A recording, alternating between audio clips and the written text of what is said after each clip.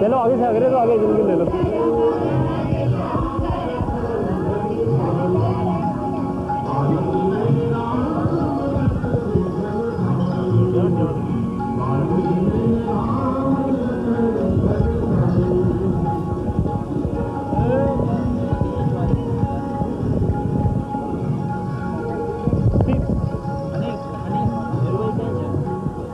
गाड़ी में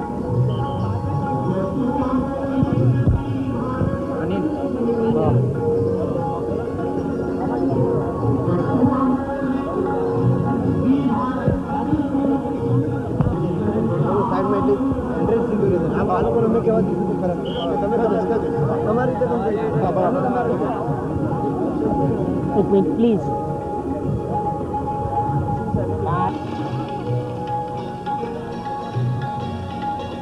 ये रामरतन धन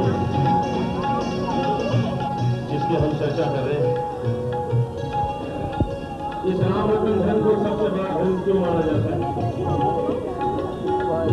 इस पंक्ति में सुनिए। हमारे पीछे जगह खाली रखना।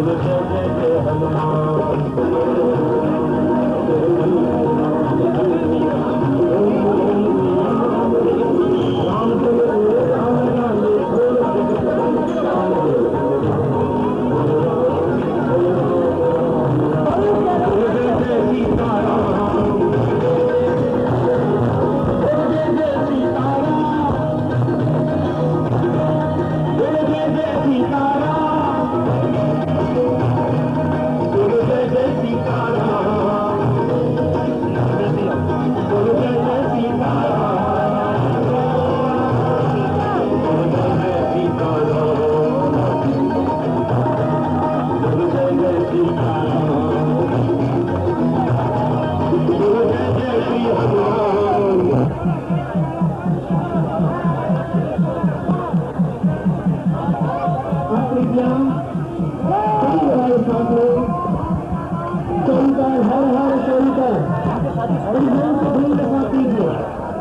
जय जय शंकर हर हर शंकर, जय जय शंकर हर हर Shankar,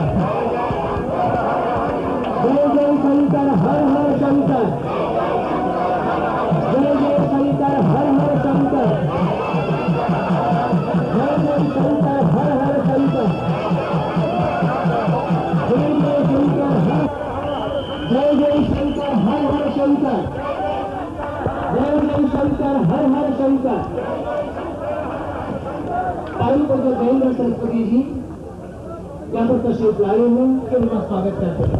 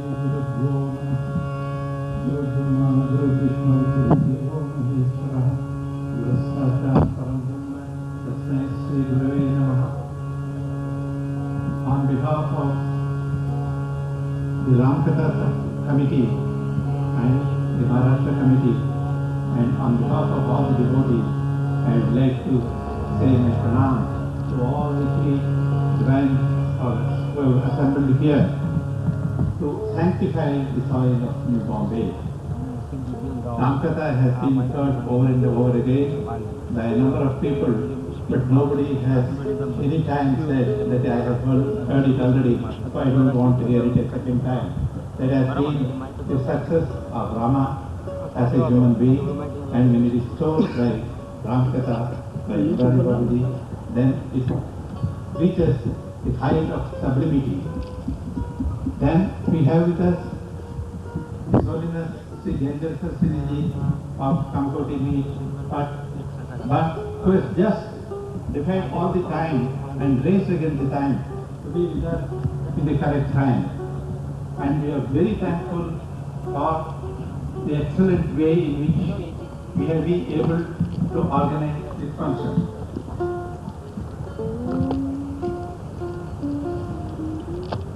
And we have also with us a number of devotees who have been totally addicted to Rama, and at the same time perhaps those people who are also not believers in the godly feelings. So I hope by the end of the discourse, those people who come here with the idea Deven जयमिति कापुरुषा वदन्ति देवं निहत्य पुरुषमात्मशक्त्या. Those people will go back to their fort and say that they have gathered quite a lot of puritanism from this particular discourse. And I am extremely grateful to say that we have the Kamkata today. Rama has been described as an epitome of all the virtues of life. People have said that, compared Rama as one of the great banyan trees which gives the shade under sun and light for many people. And this great banyan tree, let it do us all the favor. Puryat Panchata Tattalani Sakatama Sri Rama Kalpadrumaha. Finally, before I conclude, I would say Sri Rama has been even regarded as such a mortal being, and who has had so many virtues in him that in the Vishnu Sahasranama, the one when Parvati asks as to by which shloka people can easily achieve him, he says, Sri Rama Rama Rameti Rame Rame Manorame Sahasranama Tattulyam Ramanama Varanane. These are the tributes to Rama, and I am sure we are all going to be benefited by this discourse. I don't take much of your time, but I would like to say that my thanks are all due to the people who have gone in, the authorities, CITCO, MSCB and other authorities who have made this function come into a reality by today. Once again, I would like to offer my salutation to the divine gods, and this being the centenary year of the sage of Kanchi, who is the real living God, we have to be more cautious about having tranquility and peace in the world. Therefore, let us conclude that this discourse will bring in all the peace and tranquility which is so much essential for this country. Thank you very much. इसके पश्चात रामायण कथा के हमारे convener Shri Dinesh भाई पारेख संस्था की ओर से 2 शब्द आपको कहेंगे। श्री दिनेश भाई पारेख।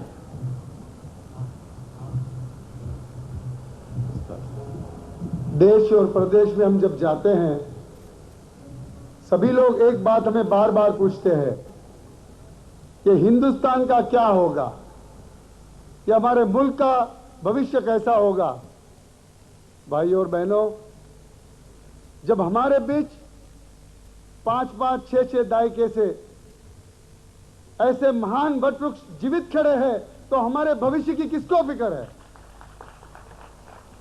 हमें पूर्ण विश्वास है, जब तक इन वटवृक्षों के मूल, उनकी जड़ जब तक सलामत है, तंदुरुस्त है, तब हमारे देश का कोई बाल बांका नहीं कर सकता। जब कोई गांव में एक सरिता आ जाए तो लोग बड़े पुलकित और प्रफुल्लित हो जाते हैं। आज नई बंबई का सौभाग्य है कि उत्तर प्रदेश से गंगा आई है, दक्षिण प्रदेश से कावेरी आई है, और महुआ की मालन तो जिसने देखा उनको ही पता होगा कि वो कितनी मधुर और रमणीय है। भाइयों, इन 3 महासरिता के अपने सद्भावना महासागर में मिलने से हमें पूरा विश्वास है कि हमारे देश का कार्य शुभ, सदा हमेशा मंगल होगा। हमने तो देश और प्रदेश में एक ही देखा है कि वो हिंदुस्तान के ही संतो है जिसको जगत गुरु कहा जाता है। ये हिंदुस्तान के संतो ही है जो अपने देश का तो कल्याण करते हैं, मगर विश्व मंगल के लिए अविरत यातना और अविरत यात्रा करते रहते हैं। आज तक हमने प्रदेश से कोई यहाँ आने वाले जगत गुरु संत या तो दूसरे संतों का इतना करीब से अनुभव नहीं किया है। भाइयों, आप सबकी तरफ से मैं इन महान संतों का स्वागत करता हूं, ईश्वर से प्रार्थना करता हूं कि इनका स्वास्थ्य हमेशा बहुत अच्छा रहे और हमारी सबकी उम्र इनको लग जाए और हमेशा अमर रहे। हम सब मिलकर 3 बार भगवान का नाम लेंगे, आप सब उनमें शामिल हो। बोल श्री रामचंद्र भगवान की, बोल श्री बालकृष्ण लाल की। ओम नमो पार्वती पतये हर हर महादेव। जय श्री राम।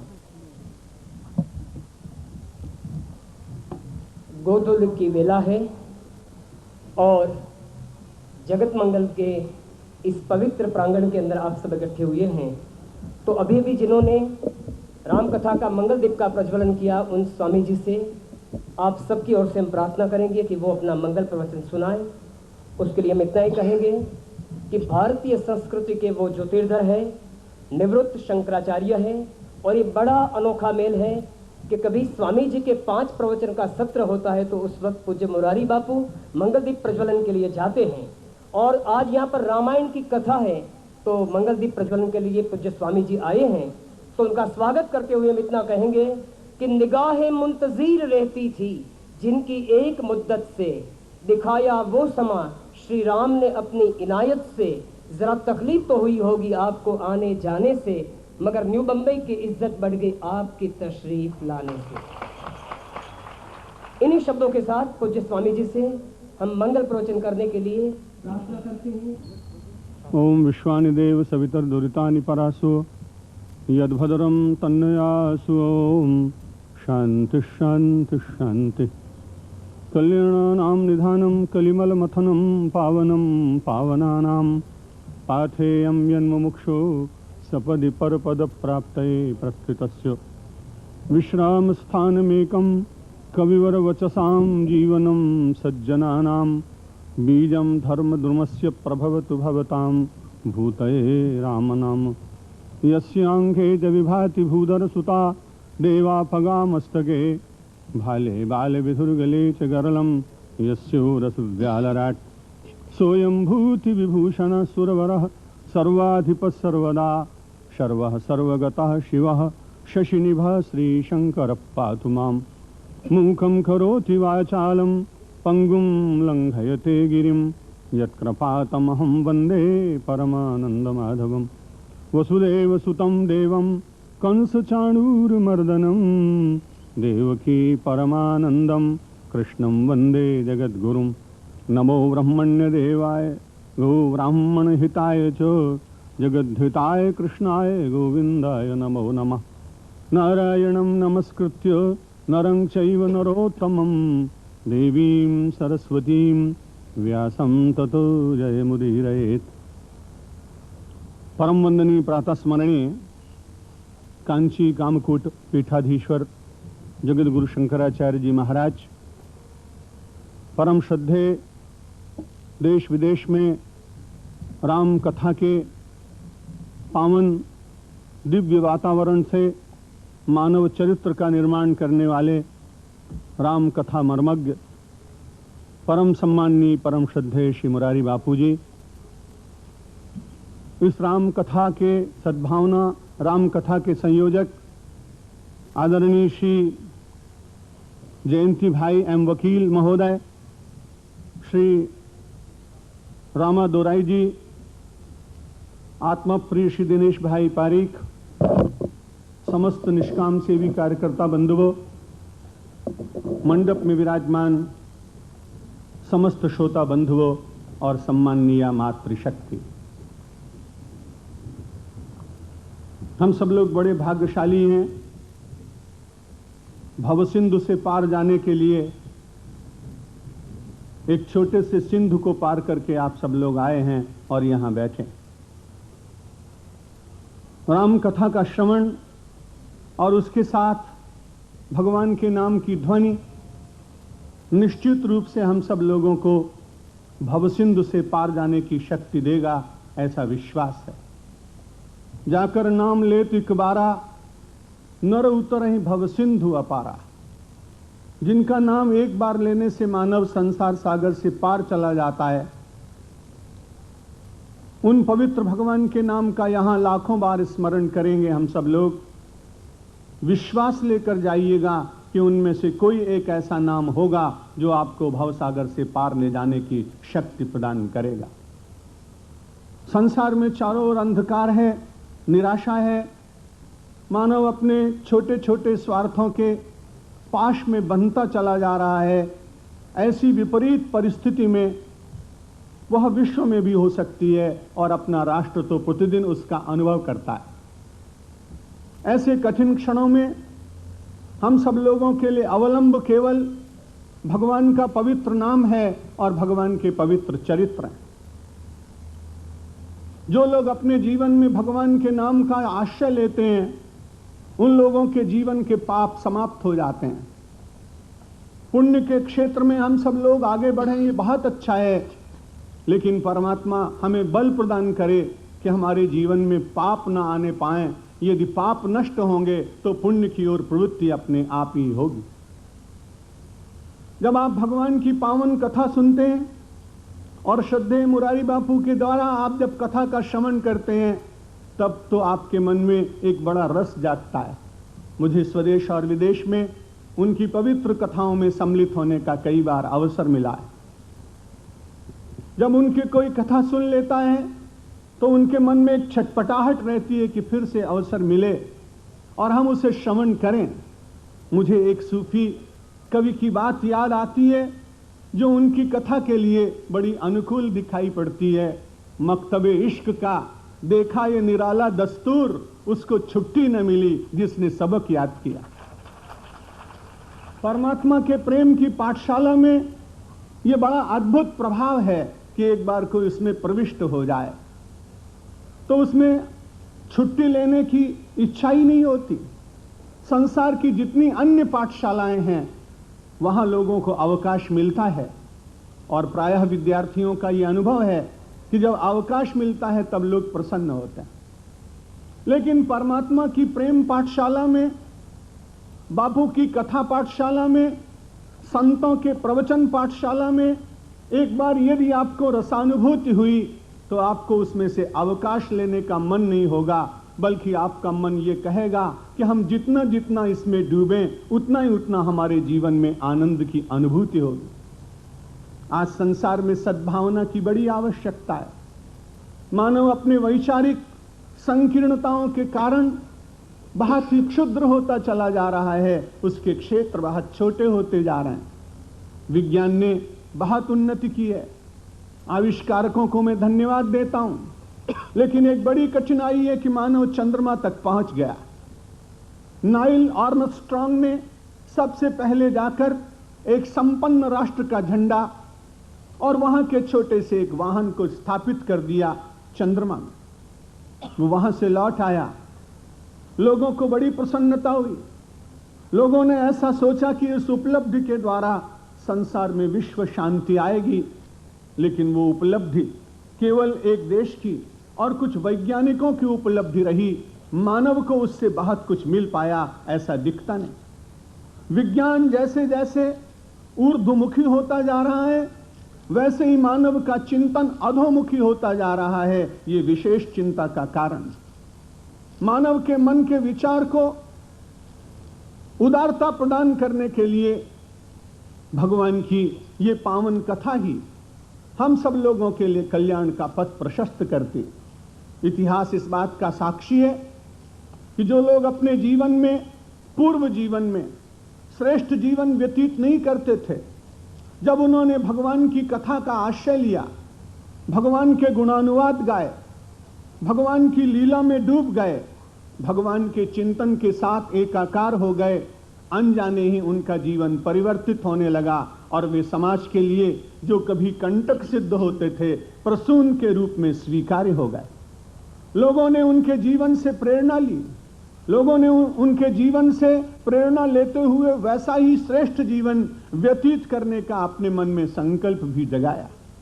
इसलिए जब हम सब लोग राम कथा का श्रवण करते हैं और उसके पीछे राष्ट्रीय एकता और सद्भावना का भाव होता है, तब वह व्यक्ति का मंगल, लोक का मंगल, राष्ट्र का मंगल और विश्व का मंगल करने वाली सिद्ध होती है। संसार में ऐसा कौन ऐसा व्यक्ति है जो अपने जीवन में परम कल्याण की इच्छा न करता हो। गोस्वामी तुलसीदास जी महाराज ने इस कथा को श्रवण करने से क्या मिलेगा अनेक फल बताए हैं, लेकिन जो स्नेह पूर्वक सुनेगा, जो सावधानी पूर्वक सुनेगा, जो सचेत होकर सुनेगा, उसके जीवन में कुछ आएगा। जो यही कथहि स्नेह समेता पढ़ी हैं सुनी है समुझी सचेता, हुई है राम चरण अनुरागी, कि कलिमल रहित सुमंगल भागी। कली का मल समाप्त हो जाएगा। भय क्यों लग रहा है हमें? क्योंकि कलिकाल की प्रवृत्तियां निरंतर वर्धमान। मानव के भीतर हिंसा जग रही है, ईर्ष्या जग रही है, राष्ट्र के प्रति प्रेम का अभाव हो रहा है। अपने मान बिंदुओं के सम्मान करने के लिए उत्सर्ग की जो भावना पहले जगती थी वो कम होती चली जा रही। स्वतंत्रता से पूर्व का इतिहास यदि आप स्मरण करेंगे तो आपको लगेगा कि इस देश को अपनी वास्तविक भारत माता मानकर इसके ऊपर लगे हुए परतंत्रता के बंधनों को तोड़ने के लिए एक नहीं, दो नहीं, सैकड़ों तरुणाइयों ने अपने प्राणों के पुष्प समर्पित कर दी।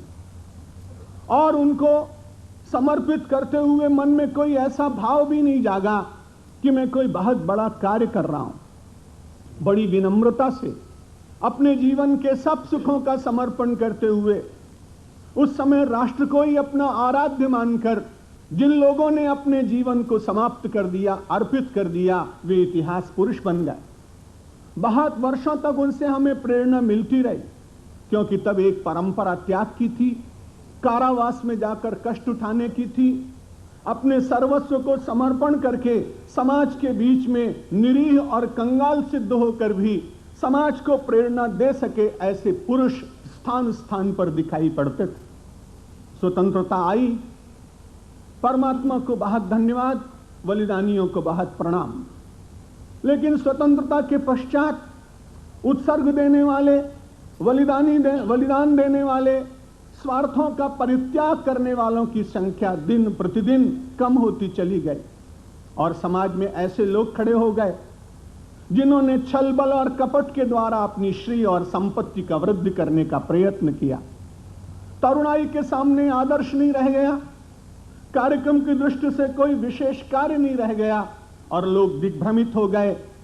परमात्मा की बड़ी कृपा है, पूरे देश में राम कथा के द्वारा, अन्य विद्वानों के द्वारा, स्थान पर छोटे छोटे कार्यक्रमों के द्वारा इस देश में एक संदेश दिया जा रहा है कि हम सब लोगों को अपने जीवन को राममय बनाने का यत्न करना चाहिए। जब मानव का जीवन काममय हो जाता है तो उसकी कोई सीमा नहीं, उसमें कहीं विराम नहीं है, क्योंकि कामना का कभी अंत होता ही नहीं। न जातु कामः कामानाम उपभोगे न शाम्यति, हविषा कृष्णवर्त में व भूय एवाभिवर्धते। जैसे कोई व्यक्ति अग्नि को बुझाना चाहे और उसमें निरंतर घी डालने का यत्न भी करे तो अग्नि कभी बुझेगी नहीं। कामना पर कामना की पूर्ति निरंतर करने वाले और लोगों को उस प्रकार का आदेश देने वाले बहुत बार समाज की मूल धारा से लोगों को काटने का प्रयत्न करते हैं। क्षमा कीजिए, समृद्धि के कारण इस देश का उतना सम्मान नहीं रहा, त्याग के कारण इस देश का सम्मान रहा। अभी परम पूज्य प्रातः स्मरणीय शंकराचार्य जी महाराज का आगमन हुआ, हम सब लोगों ने वेद मंत्रों के द्वारा उनका स्वागत किया।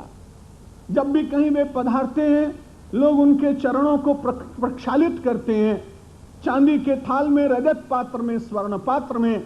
लेकिन इस देश में चाहे कितना भी बड़ा संपत्तिवान व्यक्ति आ जाए, राजशाही भी यदि जीवित होती और सम्राट भी आ जाता तो गांव के बाहर सीमा पर खड़े होकर लोग अधिक से अधिक उसकी आरती उतार लेते, लेकिन उसका कोई चरणोदक न लेता। किसी महापुरुष का चरणोदक, हम सब लोगों के चरणोदक की परंपरा जो लेने की है उसमें किसी व्यक्ति की महत्ता नहीं है, उस व्यक्ति के भीतर से निर्धारित होने वाले त्याग का हम सम्मान करते हैं। और जब तक ये परंपरा जीवित रहेगी इस राष्ट्र को कोई खंडित नहीं कर सकेगा।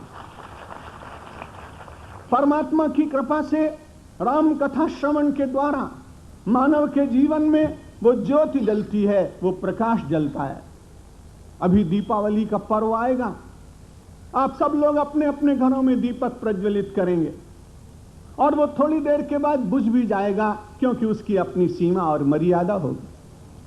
हिंदी के एक कवि ने बुझते हुए दीपक से पूछा था, दीपक तुम्हारे भीतर स्नेह और डालें, तुम्हें और प्रज्वलित रखने का प्रयत्न करें, लेकिन आत्मतृप्त उस छोटे से माटी के दिए ने उत्तर दिया था, नहीं चाह स्नेही स्नेह की और, स्नेह में जी को जला चुका हूं, बुझने की मुझे परवाह नहीं, पथ सैकड़ों को दिखला चुका हूं।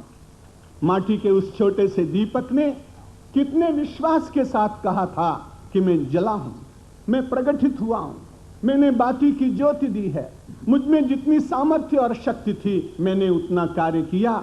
कर्मण्येवाधिकारस्ते मां फलेषु कदाचन का संदेश माटी के उस छोटे से ने दिए ने दिया। जहां तक प्रकाशित रहा, बड़े विश्वास के साथ बुझ गया तो भी कोई चिंता की बात नहीं। हम सब लोग परमात्मा रूपी कुम्हार के हाथ से बनाए हुए छोटे छोटे दीपक हैं।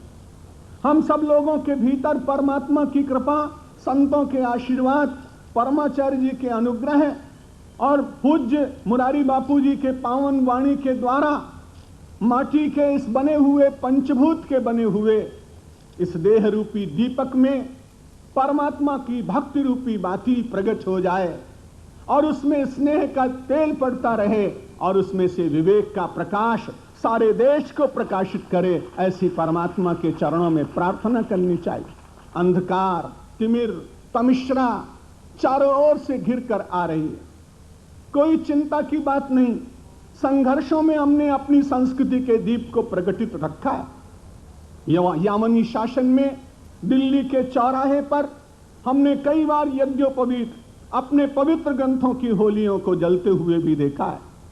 उन लोगों ने ऐसा विचार किया होगा कि ऐसा करने से यह संस्कृति समाप्त हो जाएगी। एक दुर्धर्ष शासक ने अपने काल में यह आज्ञा दी थी कि भारतवर्ष में जहां जहां भी वास्तु कला और स्थापत्य की दृष्टि से श्रेष्ठ मूर्तियां हों, यदि उनको पूरी तरह से खंडित न कर सको तो उनके स्वरूप को बिगाड़ने का प्रयत्न करो।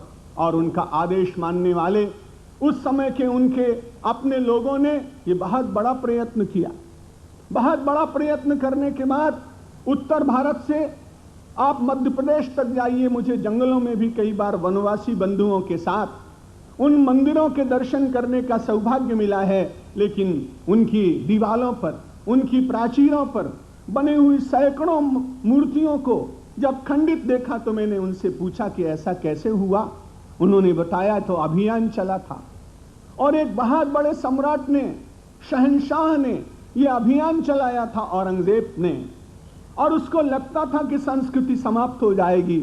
लेकिन वे यामनी वृत्ति वाले लोग इस बात को भूल गए कि इस देश में से यदि कभी बाहर की मूर्ति हटा भी दी जाए और उसे कोई निश्चित रूप से भग्न भी कर डाले तो इस धरती के भीतर गंगोत्री से निकलने वाले छोटे छोटे प्रस्तर जो कंकर के रूप में दिखाई पड़ते हैं, वे लाखों शंकर के रूप में प्रकट होकर हमारी संस्कृति का संरक्षण करने के लिए तैयार रहते हैं। आज बड़ा सद्भाग्य है हम सबका, सारे देश में भगवदावतार, अंशावतार के रूप में पूजे जाने वाले परमाचार्य जी महाराज की शताब्दी से संबंधित अनेक उत्सव हो रहे हैं। उन दिव्य महापुरुष के दर्शन करने से व्यक्ति को आध्यात्मिक प्रेरणा अपने आप मिलती है। अपनी उपासना, अपनी पूजा, अपने नियम, अपने सिद्धांत, इन सब के द्वारा उन्होंने एक जो भारतवर्ष के सामने नया उदाहरण, क्योंकि प्राचीन संतों को हमने पढ़ा है, वर्तमान में देखने की इच्छा थी, सबको दर्शन करने की इच्छा थी। सैकड़ों, हजारों, लाखों लोग उनके दर्शन करके धर्म और अध्यात्म की प्रेरणा प्राप्त करते हैं। ये कथा जो आप श्रवण करेंगे निश्चित रूप से आपके हृदय को अंधकार को दूर करने वाली सिद्ध होगी। क्षिणोत्य भद्राणि शमम तनोति च, जो भगवान का स्मरण करते हैं उनके अभद्रता और अमंगल नष्ट हो जाते हैं। और सत्वस्य वृद्धिम परमात्म भक्तिम ज्ञानम च विज्ञान विराग युक्तम। मानव को प्राप्त क्या होता है इन कथाओं के द्वारा? भगवान का स्मरण प्राप्त होता है। भगवान के स्मरण करने से अमंगल का विनाश हो जाता है। शमम तनोति च, मानव के मन में से अशांति समाप्त हो जाती। वस्तुओं के द्वारा यदि शांति मिलती तो बड़ी अच्छी बात थी, लेकिन आप जितने लोग बैठे हुए हैं सबके पास सुविधाएं, सुविधाओं में रहने पर भी आपके मन में कथा के प्रति प्रेम, संतों के प्रति अनुराग, संस्कृति के प्रति विश्वास इसलिए जागता है कि इसके द्वारा आपको कुछ उससे उत्तरोत्तर श्रेष्ठ मिलेगा। यदि सुविधाएं आपको तृप्त कर पाती तो संभवतः आप आकर्षित न हो पाते, लेकिन सुविधा और सुख एक सीमा पर ले जाकर व्यक्ति को छोड़ देते हैं। प्रासाद एक बहुत श्रेष्ठ हो और उसका एक सुंदर द्वार हो, उस द्वार तक लोगों को ले जाकर छोड़ दिया जाए, लेकिन द्वार जब खुलेगा तभी तो उसके बाद कुछ श्रेष्ठ मिल पाएगा, यह कह दिया जाए तो आप विचार करिए, जब तक द्वार न खुले तब तक आपको शांति कैसे मिलेगी। सुविधाएं आपको ले जाएंगी, सुख आपको ले जाएंगे, एक सीमा पर पहुंचकर आपको ऐसा लगेगा जिस प्रासाद में जाना है उस पर तो एक बहुत बड़ा ताला लगा हुआ है। मित्रों, यदि आप प्रयत्न करेंगे तो राम कथा श्रवण करने के बाद उस बहुत बड़े महाप्रासाद का ताला टूटेगा और आप जाकर के जहां विराजमान होंगे सुख छूट जाएगा और आपको आनंद का दर्शन होगा। जिस दिन आनंद का दर्शन होगा उस दिन जीवन आपका कृतार्थ हो जाएगा। यहां हम सब लोग कथा श्रवण की दृष्टि से आए और दीप प्रकट करने के बाद कोई बड़ा दीर्घ प्रवचन करने की परंपरा भी नहीं। जब जब दीप प्रकट करने के लिए कहीं मुझे आमंत्रित किया जाता है, मैंने अभी धर्मपुर में पूज्य मुरारी बापू जी के साथ कथाकार मिलन में भी यह दीप प्रकट का प्राकट्य का एक छोटा से सेवा का कार्य किया। तब मैंने वहां कहा था कि मैं कोई समाज का अग्रगण्य व्यक्ति बनकर दीप प्रगटाने के लिए नहीं जाता हूं, पर मेरे मन में एक भावना रहती है कि जहां पूज्य शंकराचार्य जी महाराज विराजे हों, जहां संत मंडल विराजा हो, जहां भगवान के भक्त इतने विराजमान हों, वहां मैं दीप प्रकट करूं। और इसलिए प्रकट करूं कि मेरे अंतर का दीप भी ऐसे ही प्रकट रहे, निरंतर मुझे विवेक के प्रकाश में जीने का अवसर मिलता रहे। इस विनम्र भावना से मैं दीप प्रकट करता हूं और उससे मुझे बड़ा व्यक्तिगत आध्यात्मिक बल मिलता है। और दूसरी बात यह होती है कि जब जाते हैं तब एक दूसरे को देखने का अवसर मिलता है। श्रोता भक्त प्रवचनकार को देखता है, प्रवचनकार भक्त को देखता है, पर दोनों के हृदय में केवल भगवान से मिलन की आकांक्षा होती है। मुझे याद आई एक और उर्दू कवि की बात। पिछले दिनों में जबलपुर में प्रवचन कर रहा था और उन्हीं दिनों में ईद का त्योहार आ गया था। कुछ अच्छे मुसलमान भाई भी सुनने के लिए आ जाते थे। मैंने उससे पूछा एक भाई से कि आज ईद के दिन तुम आए। बड़ी अच्छी बात उसने कही। उस संदर्भ में मुझे बड़ा अच्छा लगा कि मैं भी उस दिन से अपने को ऐसा ही मानता हूं कि न ईद से मतलब है, न मुझे ईदगाह से मेरी नमाज होती है, तेरी निगाह से और तेरी निगाह। भक्तों के द्वारा और संतों के द्वारा जो दृष्टि मिलन होता है और उसमें जो पवित्र ऊर्जा का एक दूसरे से संबंध स्थापित होता है वो पूरक होता है। जिसमें श्रेष्ठता होती है वो प्रदान करता है, जिसमें अल्पता होती है वो ग्रहण करता है। और इस तरह से समाज को समुन्नत करने के लिए हम सब लोग एक पवित्र पथ पर चलने का प्रयास कर पाते हैं। भगवान करे इस पवित्र सद्भावना राम कथा से स्वर गूंजे, स्वर भगवान का पवित्र स्वर, और जुड़े हम सब लोग उससे जो है ईश्वर, और मन में विचार थोड़ा थोड़ा टूटे उससे जो है नश्वर। स्वर, नश्वर और ईश्वर, इन तीनों पर विचार करते हुए स्वर से अपने हृदय के आवरण को मिटाने का प्रयत्न करें। बुद्ध से जगत की नश्वरता का चिंतन करते हुए मोह भंग करने का प्रयत्न करें और ईश्वर से जुड़ते हुए अपने जीवन में परम अनुराग की प्राप्ति करते हुए जीवन को धन्य बनाने का यत्न करें। इन्हीं शब्दों के साथ प्रदत्त अपने समय को पूर्ण करते हुए आप सबके प्रति शुभकामना, सद्भाव और आप सबके भीतर विराजमान मेरे इष्टदेव को प्रणाम करके अपने शब्दों को विराम देता हूं। धन्यवाद।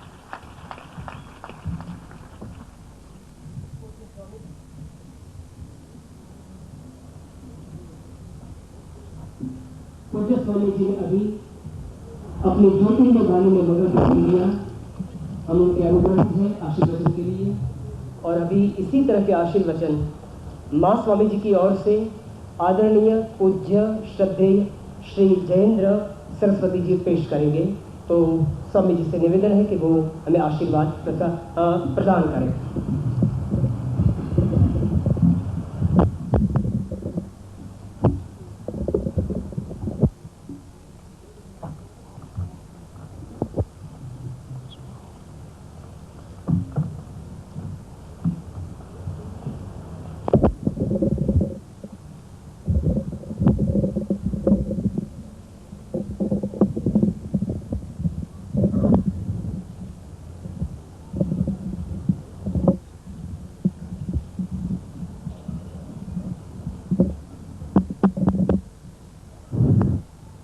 श्रुतिस्मृतिपुराणानाम् आलयं करुणालयं नमामि भगवत्पादशङ्करं लोकशङ्करम् अपार करुणासिन्धुं ज्ञानदं शान्तरूपिणं श्रीचन्द्रशेखरगुरुं प्रणमामि मुदान्वहम् आपदाम् अपहर्तारं दातारं सर्वसम्पदां लोकाभिरामं श्रीरामं भूयो भूयो नमाम्यहम्। अभी आज से रामकथा प्रवचन शुरू होने वाला है। इसमें दो विशेष है, 7 मोक्षपुरियाँ है। इसमें अयोध्या प्रप्रथम आता है। अयोध्या, मथुरा, माया, काशी, कांची, अवंतिका, प्री द्वारा अवधि जीव सत्यदेव मोक्षदायका। प्रप्रथम अयोध्या होता है। उस राम भगवान का कथा, अयोध्या का कथा शुरू होता है। कांचीपुरम है, सप्तमोक्षपुरी प्रधान है। वहाँ हमारा गुरुजी चंद्रशेखर सरस्वती महाराज विराजमान है। उन्हीं का शताब्दी अवसर पर इसका मिलित होकर के कथा प्रवचन होता है। इसलिए 2 मोक्षपुरी का विशेष रूप में मिलित होकर के यहाँ कथा प्रवचन शुरू होता है। यहाँ दीप प्रज्वलन किया है। रामायण में वाल्मीकि ने कहा है, जब तक सूर्य और चंद्रमा का प्रकाश है तब तक रामायण हमेशा विराजमान है, राम नाम विराजमान है। इसलिए लौकिक रूप में, ज्योति रूप में विराजमान किया है। हमेशा रामायण जब तक सूर्य चंद्रमा है तब तक देश के उसका ज्योति के साथ साथ विराजमान होता है। रामायण से आज से आप लोग मुरारी बाबू द्वारा कई पुण्य कथा से और नीति धर्म सब कुछ आपका जीवन के लिए मिलेगा। कई बार मेरा भी मुरारी बाबू का कथा प्रवचन शुरू कर दिया अथवा पूर्णाहुति में भाग लिया। हमारा गुरु जी का भी उन्होंने दर्शन भी किया। ऐसे एक सौभाग्य है। न्यू बॉम्बे में पहली बार यहाँ इन्हीं का कथा प्रवचन होने वाला है, इसे सुना है। इसलिए आप लोग का यहाँ आजू बाजू वाला का महा सौभाग्य है। गुरु जी का आशीर्वाद से और रामायण का प्रवचन, सद्भावना कथा आप लोगों का सुनना एक महा सौभाग्य है। सब लोग ऐसे ही सन्मार्ग में आने के लिए, मन में जो अंधकार है वो दूर होने के लिए, प्रभु रामचंद्र जी हृदय में बैठने के लिए राम कथा प्रवचन सुनकर अपना जीवन धन्य बनाना। नारायण नारायण नारायण।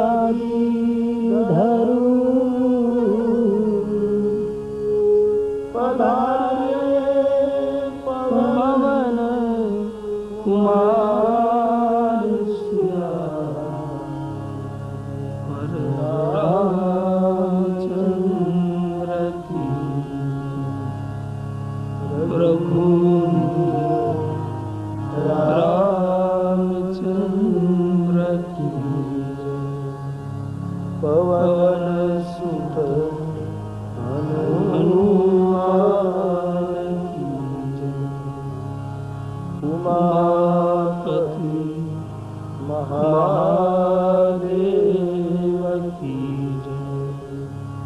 बोलो भाई सब संतन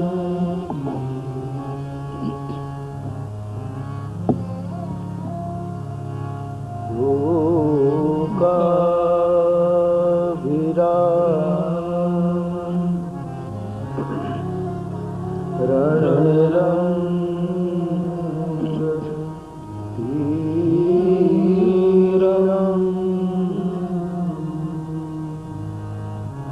राजी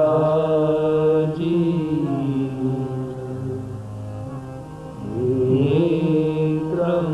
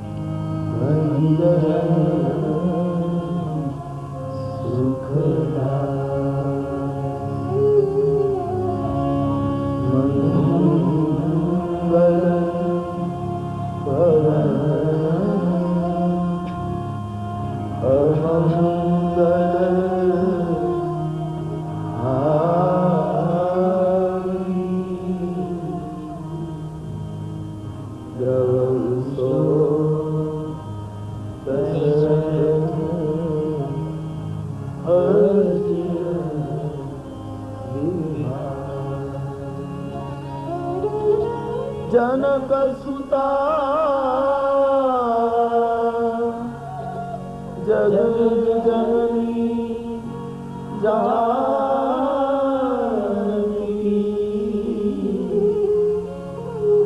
अतिशय प्रिया करुणा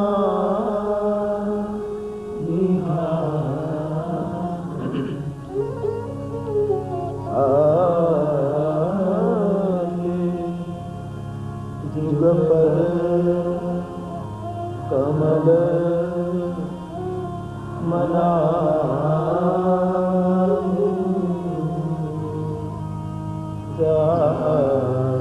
कृपा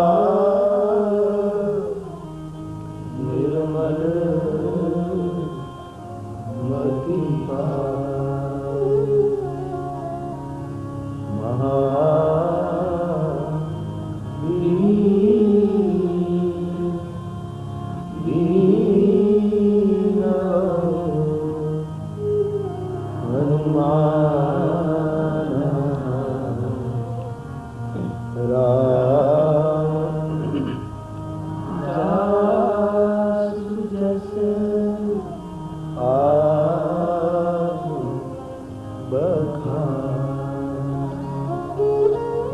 प्रणव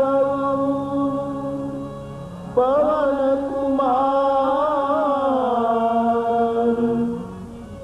खलबन पावक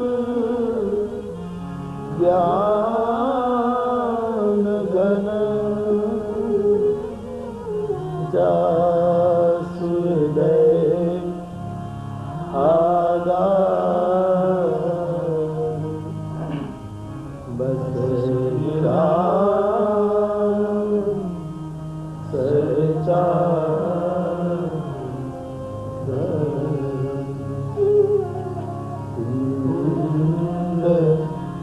इंदु सम दे कुमार करुणा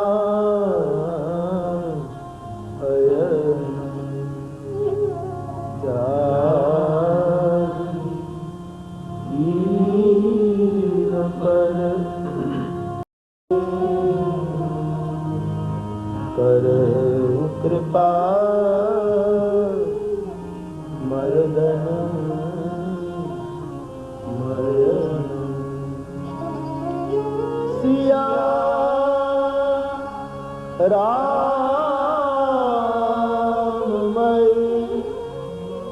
सब जग जानी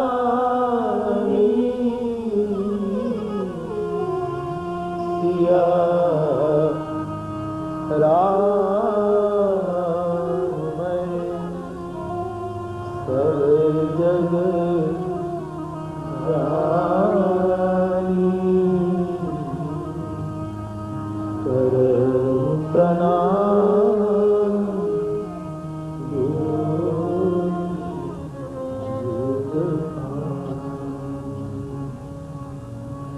श्री रामचंद्र कृपालु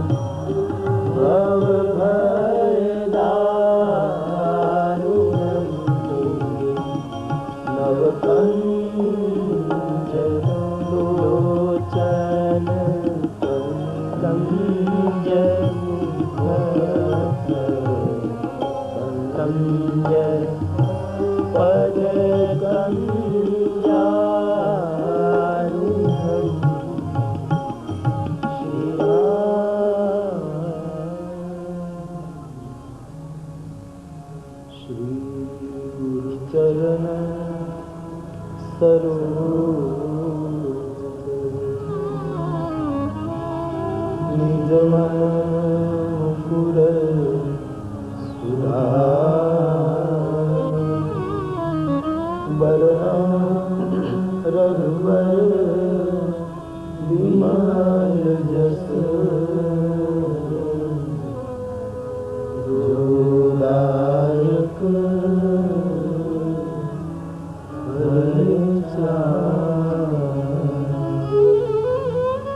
श्री गुरु चरण सरोज रज निज मन गुर सुरारी बरन रघुबर विमल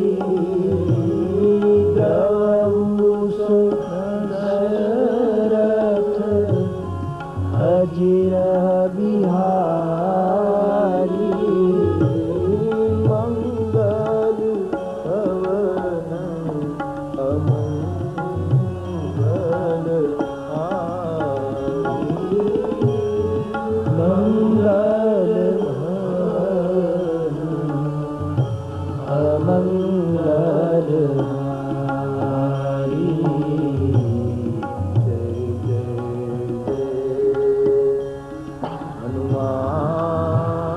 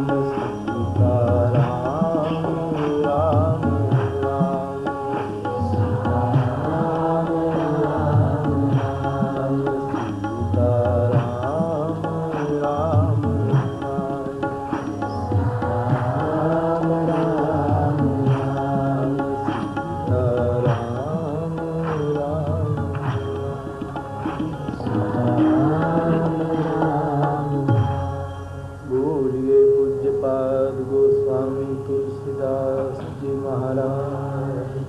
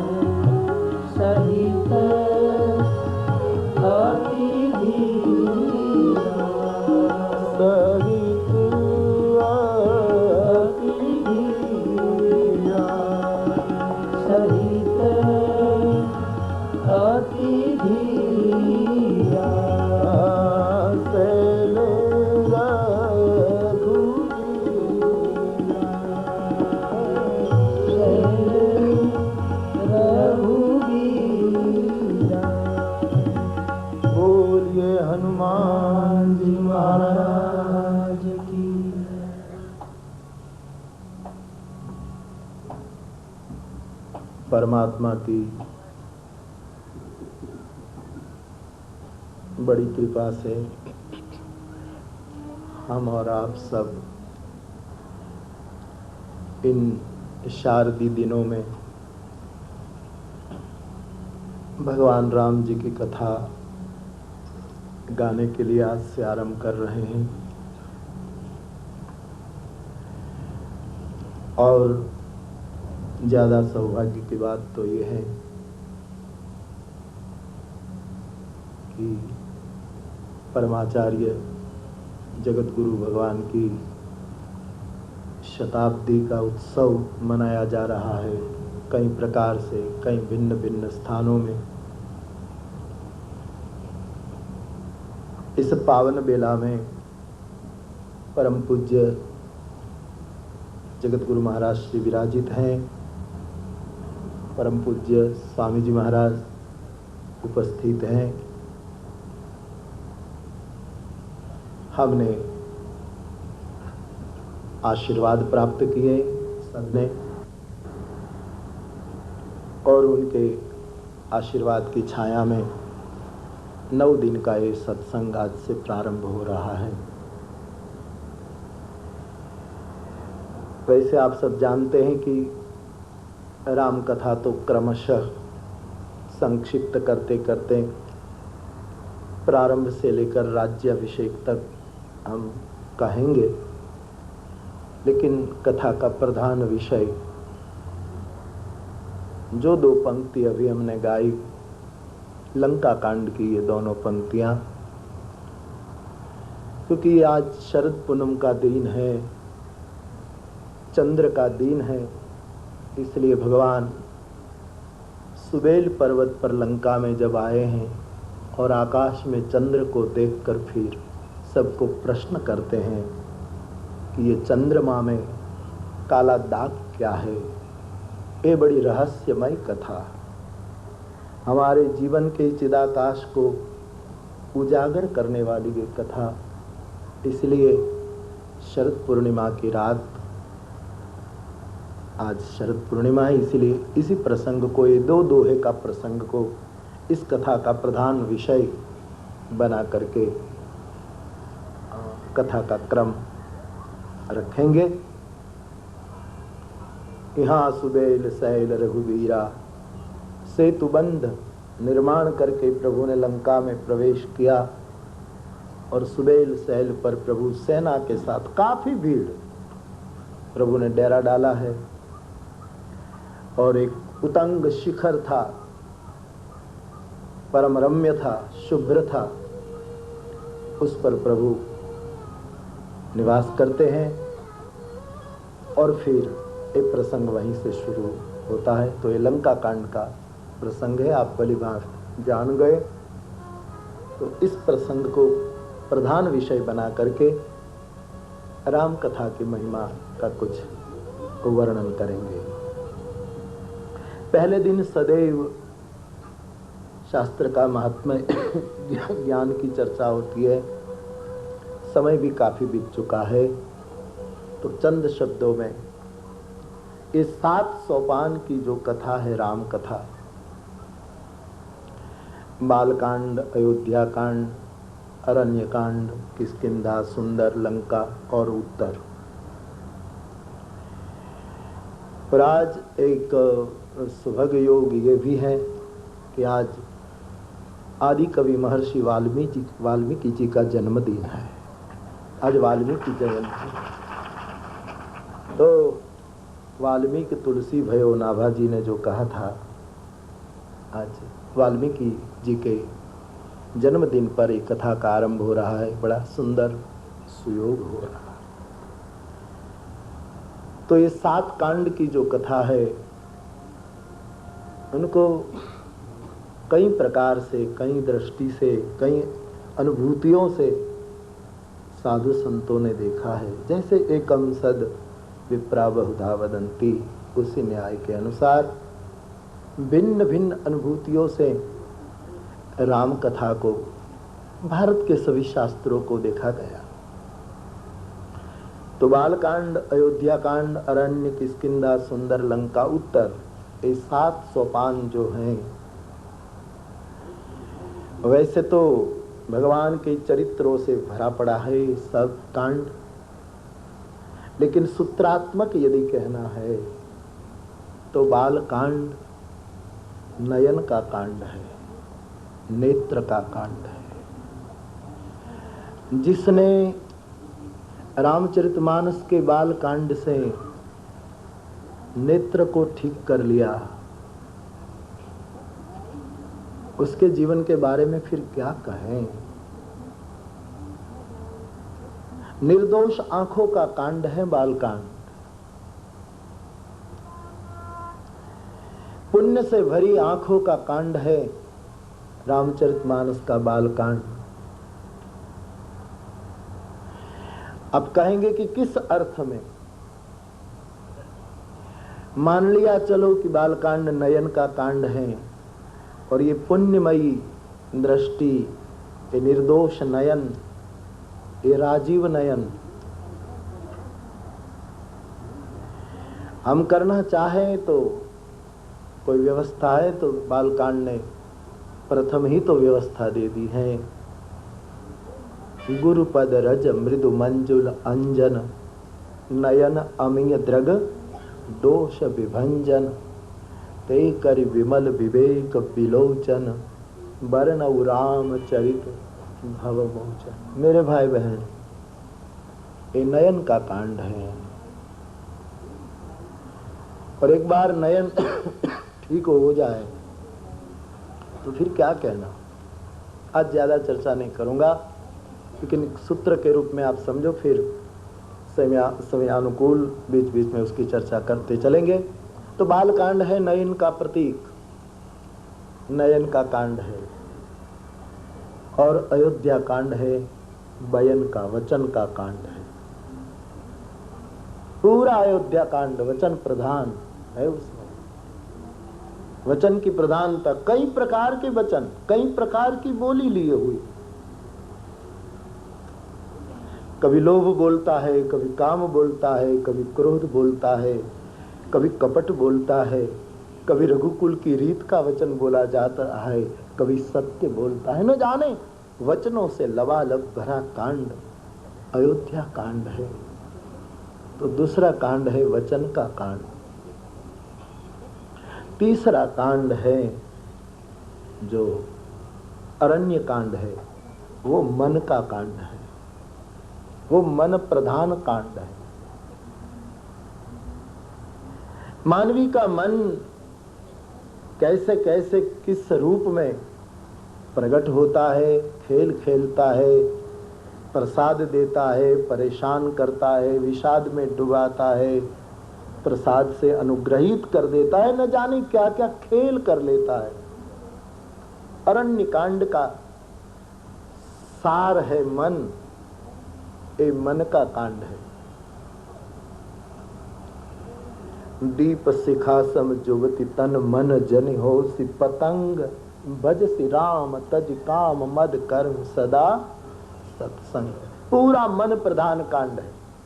बालकांड नयन प्रधान, अयोध्या कांड बयन वचन प्रधान, अरण्य कांड मन प्रधान, और चौथा किष्किंधा कांड है, वो चरण प्रधान कांड है। आगे चले बहुरी रघुराय। जहां सुग्रीव भागता रहता है चरणों से, जहां हनुमंत की टुकड़ी जानकी की खोज के लिए यात्रा का शुभारंभ करती है, ये चरण प्रधान कांड है। चरण की महिमा लिए हुए हैं किष्किंधा कांड। और सुंदर कांड है श्रवण प्रधान कांड। श्रवणामृत कथा कह रहे हैं। हनुमान जी इस कांड में कथा बोलेंगे। हनुमान जी का निवेदन इस कांड में बहुत आ रहे हैं। तो इस श्रवण का कांड है।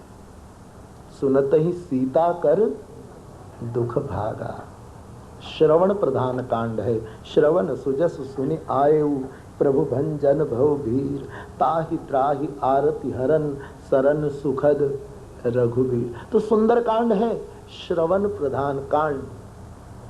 और लंका कांड है भवन प्रधान कांड। एक भवन प्रधान, भवन का अर्थ फिर एक सत्य को बिलग बिलग दृष्टि से कैसे देखा जाए उसकी चर्चा फिर क्रमशः। लेकिन एक कांड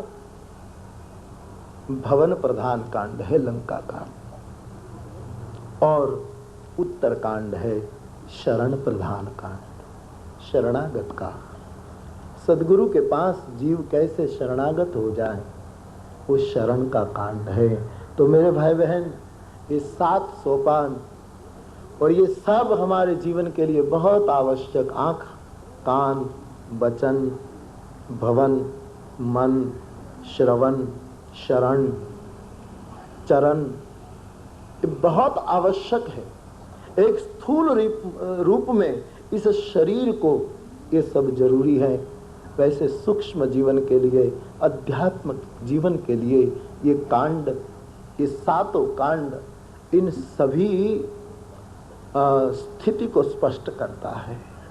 तो इन 9 दिनों में इन कांडों के जो सूत्रात्मक बातें हैं इनकी चर्चा करते हुए मूल प्रसंग लंका कांड का सुबेल वाला प्रसंग, जहाँ प्रभु विराजित हैं, सूर्योदय चंद्रोदय की तैयारी है, भगवान सोए हैं विश्राम में, और आकाश में चंद्र को देखकर भगवान अपने नीची भक्तों को एकदम प्रश्न कर लेते हैं कि ये चंद्रमा में काला दाग कौन है, क्या बात है। फिर जो शब्द ने जवाब दिया है, और ये पूरा प्रसंग चंद्रमा को केंद्र में लिए हुए हैं, और ये शारदी पूर्णिमा की रात है, इसलिए मैंने विचार किया कि इसी प्रसंग इस कथा में ले लिया जाए, तो इस प्रसंग की मूल रूप में चर्चा होगी। तो मेरे भाई बहन, रामचरितमानस एक सप्तम दर्शन है। जैसे महाभारत पंचम वेद है, वैसे रामचरितमानस भी एक 5वां वेद है, क्योंकि पंचमुख भगवान शिव के मुख से निकला है, इसलिए उसकी महिमा अद्भुत है। सभी संतों ने, बड़े बड़े महापुरुष, निर्गुण के उपासक, परम वेदांत में अपने आप को मस्ती में डुबो करके भी महापुरुषों ने रामचरितमानस की भूरी भूरी चर्चा की है। ऐसा एक अद्भुत शास्त्र हमारे पास है।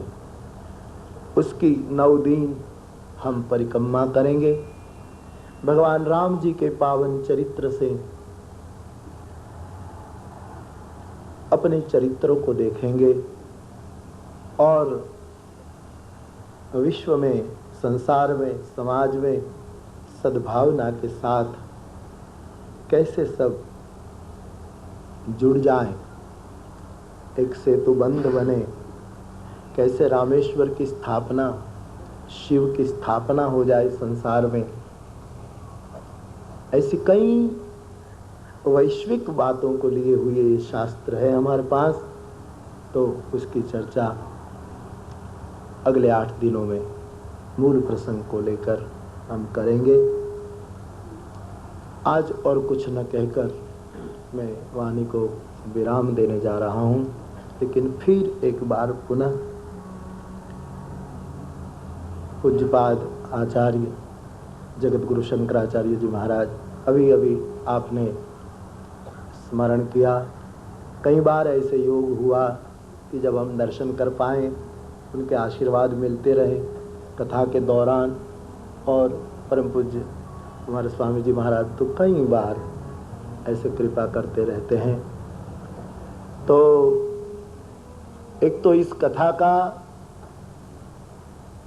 जो हेतु है, कथा का जो मूल कारण है, वो कितना बड़ा पावन है कि परमाचार्य जगत गुरु शंकराचार्य महाराज की शताब्दी चल रही है, वो एक बड़ा मधुर हेतु है, महापुरुषों की उपस्थिति है, और राम कथा जैसा शास्त्र का गान है, सब बड़ा सुंदर सुभग योग हुआ है।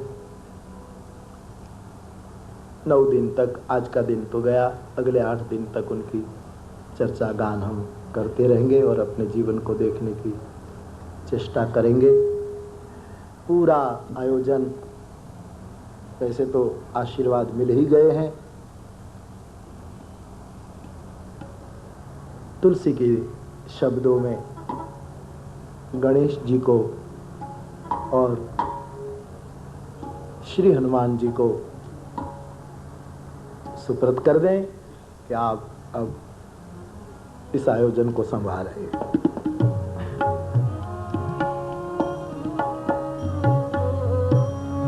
गाइए गणपति जगवंदन,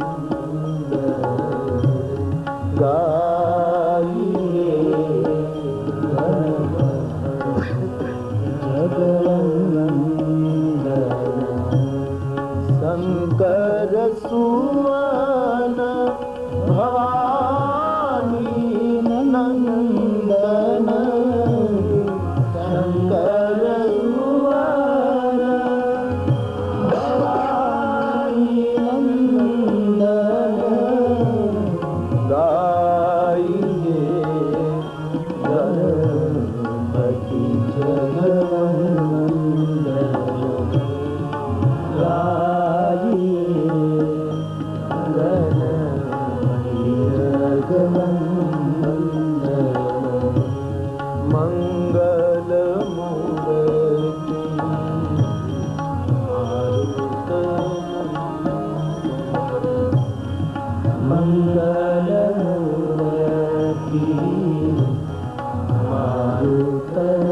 मूर्ति सकल अमंगल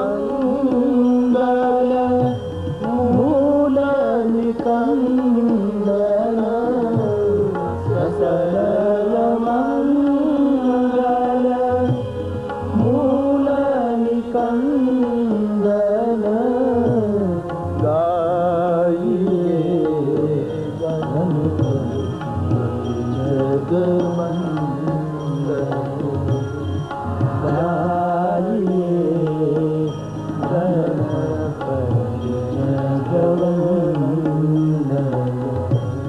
मंगल मूर्ति मारुत नंदन मंगल मूर्ति मारुत नंदन गाइए गणपति जगवंदन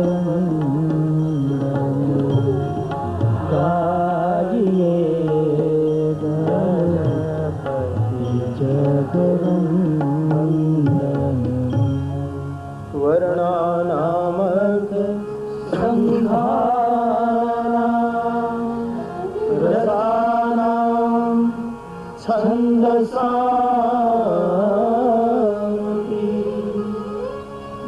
मंगलानां च कर्तारो वन्दे वाणी वीणायो वन्दे वाणी लीलायको वन्दे वाणी लीलायको। तो कल से कथा का सत्संग का ठीक से आरंभ करेंगे।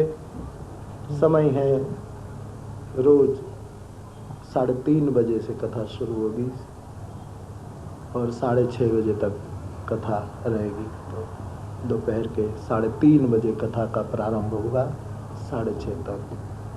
आज यहाँ विश्राम ले रहे हैं। यहाँ से उठे आरती हो इससे पूर्व 1-2 क्षणों के मिनटों के लिए भगवान नाम का आश्रय कर ले।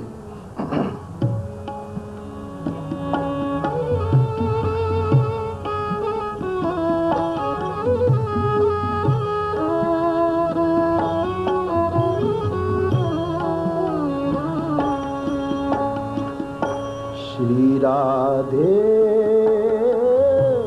जय राधे प्रेम अगाधे श्री राधे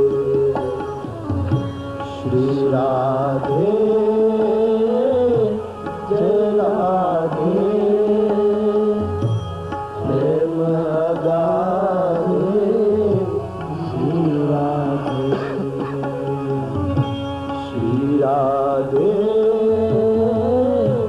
जय राधे प्रेम अगाधे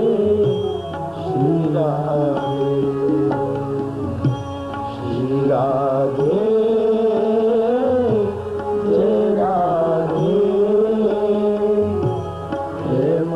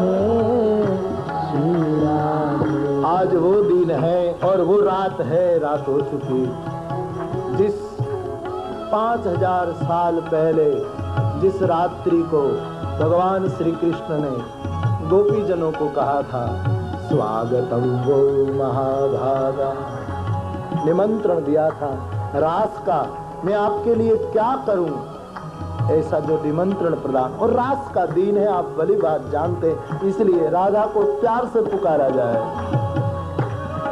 राधे जय राधे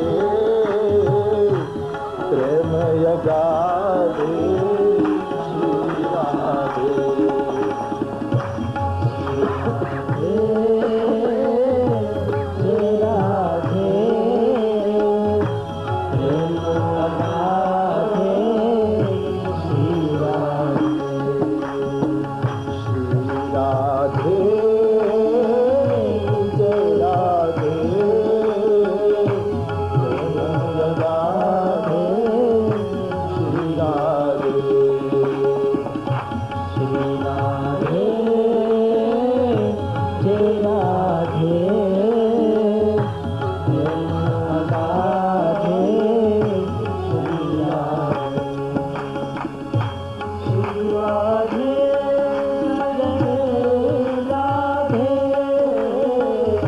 श्री राधे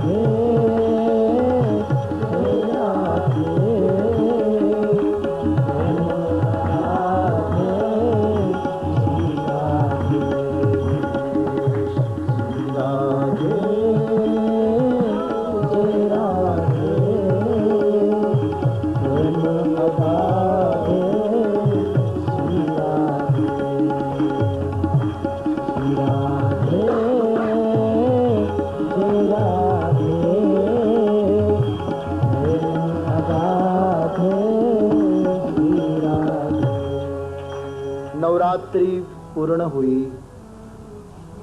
शिवरात्रि माघ महीने में चली गई और ये शरद की रात्रि का नाम है प्रेम रात्रि। हमारे देश में कुछ रात्रियों का जो महत्व है, उनमें ये जो रात है आज की, वो प्रेम रात्रि है। प्रभु से बात करने की ये रात है, प्रभु के पास रोने की ये रात है। यही तो ये रात थी। रुरुदुः सुस्वरम राजन कृष्ण दर्शन ला। अवधूत सुखदेव जी ने कहा था कि इस रात्रि में क्या क्या कर, तो ये मुझे आज और कुछ नहीं कहना, केवल इतना कि ये प्रेम रात्रि है, प्रभु प्रीत की रात्रि है, भगवान के भाव की ये रात्रि है।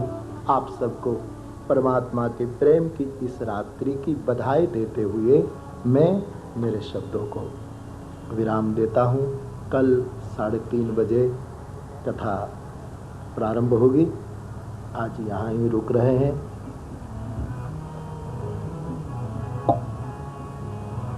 पवन तनय संकट हरण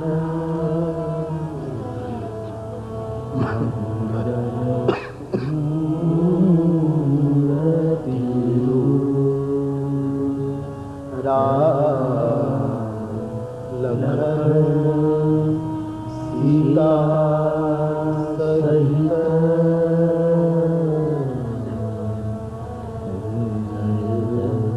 बसहु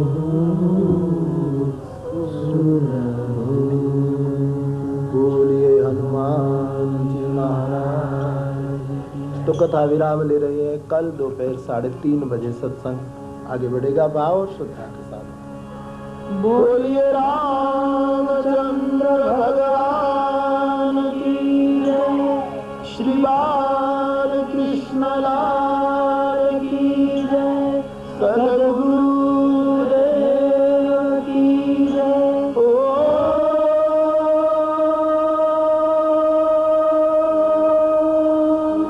नमः पार्वती पतये।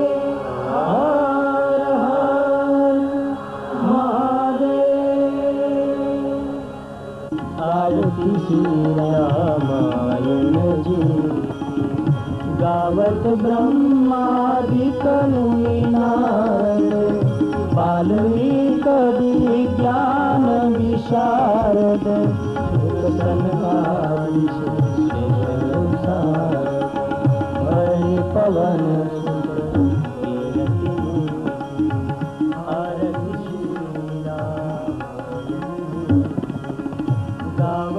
वेद पुराण अष्टदश छौ शास्त्र सब ग्रंथ को रस मुनि जन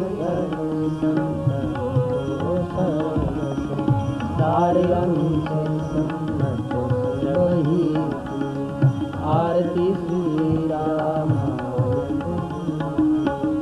गावत संतत शंभु भवानी घट संभव मुनि विज्ञान ज्ञानी कवि बल बखान कागज आरती कवच संतत शंभु भवान घट संभव मुनि विज्ञान व्यासादि कवि वर्ज बखान कागज सुंदर आरती श्री राम। कलिमल हरहि विषय रस की सुभग सिंगार मुक्ति सुगति दलन रोग भवन तात मात सब तुलसी आरती श्री रामायण कीरति कलित ललित सियते आरती श्री